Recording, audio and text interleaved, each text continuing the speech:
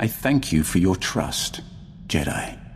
I might not have given mine so freely were our positions reversed. Tell me more about this vision. What makes someone like you bow to me? As I told your council, the Emperor's plan is not to rule the galaxy, but to consume it. I've devoted centuries to stopping him. For a time, I worked with the greatest of your Jedi heroes, Revan and the Jedi Exile.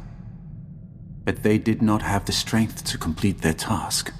That's quite a claim. You will find no proof. I hid my association with them well. Nonetheless, I was their ally in the shadows. Revan was both Jedi Master and Sith Lord.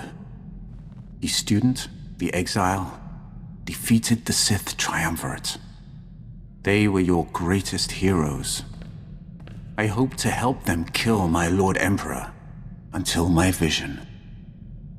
Jedi, shining with the Force, lined up to destroy him. All were swept aside. Revan and the Exile were cast at my feet. Then, out of the shadows, one Jedi emerged to cut the Emperor down. That Jedi wore your face. I hadn't even been born yet. I waited 300 years for your birth. When I saw your face on Quesh, in the vision, I bowed to you and took a crown from the Emperor's head. It ended when you held his power in your hands. I do not know how more to prepare you to face the Emperor. What has your training been? All I know of Jedi ways is from Revan.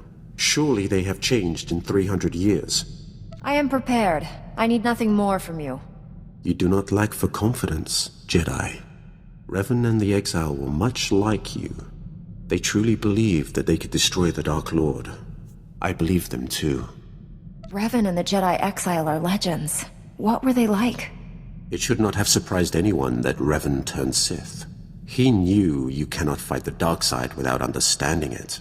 The Exile was harder to read. Even with all she had done, she never trusted herself. With Revan, she was his student again. That was 300 years ago. Obviously it didn't work out. I hoped it would. I was their eyes and ears in the Sith Academy, their most trusted ally. I liked them.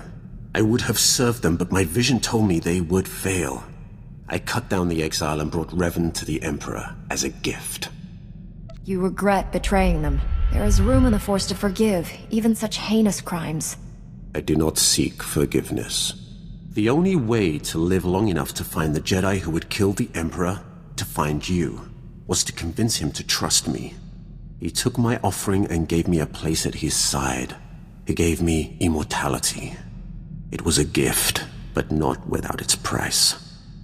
I gain nothing from understanding how your Republic's fools view the galaxy.